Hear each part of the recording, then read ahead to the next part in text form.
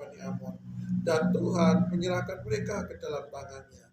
Dia menimbulkan kekalahan yang amat besar di antara mereka, mulai dari Aror sampai dekat Minit, 20 kota banyaknya, dan sampai ke Apel Keramim, sehingga Bani Amon itu ditundukkan di depan orang Israel.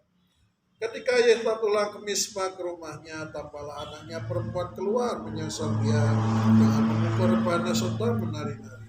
Dialah anaknya yang tunggal, selain dari dia tidak ada anaknya laki-laki atau perempuan. Demi dilihatnya dia dikoyakkannya bajunya sambil berkata, "Ah anakku, engkau membuat hatiku hancur dulu, dan engkaulah yang mencelakakan aku. Aku telah membuka mulutku bernazar kepada Tuhan, dan tidak dapat aku mundur." Tetapi jawabnya kepadanya, "Bapa, jika engkau telah membuka mulutmu bernazar kepada Tuhan, maka perbuatlah kepadaku sesuai dengan nazar yang kau ucapkan itu. Karena Tuhan telah mengadakan bagimu pembalasan terhadap musuhmu, yakni Bani Amon itu." Laki katanya kepada ayahnya, "Hanya izinkanlah aku melakukan hal ini. Berilah keluasaan kepadaku 2 bulan lamanya, supaya aku pergi mengembara ke pegunungan dan menangisi kegadisanku bersama-sama dengan teman-temanku." Jawab Yefta, "Pergilah." Dan ia biarkan dia pergi 2 bulan lamanya. Maka pergilah gadis itu bersama-sama dengan teman-temannya menangisi kegadisannya di pegunungan.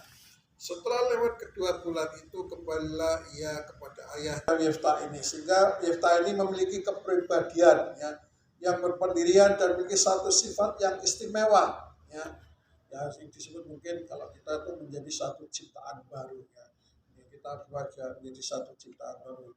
Dan yang luar biasa ini, saat-saat ini di mana zaman kasih karunia ini, bagaimana Roh Kudus itu bekerja begitu luar biasa, dan kita tahu apa yang dilakukan Yefta di sini ketika menghadapi Bani Amon. Ternyata oleh karena apa? Bukan karena janji setia nazar saja, tapi karena apa? Roh Tuhan. Di situ roh Tuhan ada di dalam diri Yefta, sehingga menjadikan Yefta ini seorang pahlawan, seorang prajurit Tuhan yang luar biasa, sehingga ia berani, sehingga dengan roh Tuhan itu yang dalam diri Yefta, sehingga menjadikan Yefta ini memiliki satu iman yang kuat, sehingga menyebabkan Yefta ini berani, Nah ini yang kita contoh, sehingga roh, maka dari itu kita senantiasa membutuhkan daripada Roh Kudus, karena roh itulah yang membuat Yefta ini menjadi perkasa, mengalami satu keperkasaan rohani, sehingga dia maju ke medan peperangan, Maka dari itu mari kita belajar, di mana di dalam medan peperangan kita saat ini, mungkin dalam usaha, dalam pelayanan, dalam perjuangan rohani kita, Maka dari itu biarlah Tuhan senantiasa, Roh Kudus senantiasa terus kita ada di dalam satu kehidupan kita.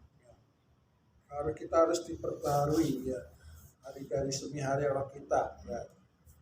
Ini yang kita bisa pelajari, dari sisi bagaimana Yefta ini dipenuhi oleh Roh Kudus begitu luar biasa, dia berperang, Itu dari sisi keperkasaan rohani daripada Yefta ini, sehingga ia mengalami satu kemenangan, sehingga Yefta ini alami satu kemenangan besar di dalam peperangannya, Itu yang kita patut contoh, lebih dalam pribadi daripada Yefta juga, dia benar-benar dengan apa yang dia ucapkan janji itu, dia konsekuen, dia melakukannya, Ini yang patut dicontoh, Kadang orang kalau bernasar janji itu ada, waduh lapot ya, apalagi kayak seperti contoh Yefta ini menasarkan anaknya ya, bukan menasarkan anaknya, bernasar istilahnya, berani gitu, ambil resiko ya. Dan benar-benar kalau dilihat di sini anaknya ini menjadi korban bakaran, dibakar ya, benar-benar dibakar. Memang nggak di secara tersirat ya, di sini nggak dia, tapi benar apa yang dikatakan tadi dalam 1 tahun itu di adat Yahudi itu diadakan apa ratapan untuk anak Yefta ini. Berarti menunjukkan bahwa anaknya Yefta ini benar-benar dibakar. Jadi kita memiliki satu sifat apa konsekuen ya, apa yang kalau kita mengucap janji ya itu konsekuen kita kerjakan, jangan sampai kita tidak melakukan ya, ini yang luar biasa ya. Itu yang kedua. Jadi yang pertama ini roh Tuhan, roh kudus ini kita masih di dalam zaman kasih karunia, kita jangan sia-siakan, biarlah hidup kita terus dipimpin dipenuhi oleh roh kudus ya, karena roh kudus yang akan memampukan kita itu melakukan sesuatu yang tak terbatas. Yang secara manusia itu nggak bisa dikerjakan, tapi kalau kita dipenuhi oleh roh kudus ya, hidup kita dipenuhi roh kudus itu bisa ya, sesuatu yang mustahil bisa dikerjakan karena Tuhan, karena roh Tuhan. Yang kedua yaitu tadi oleh roh kudus ada satu perubahan dari diri kita, benar-benar apa menjadikan dia pribadinya konsekuen. Nasar apa yang dinasarkan itu ia kerjakan dalam hidup kita.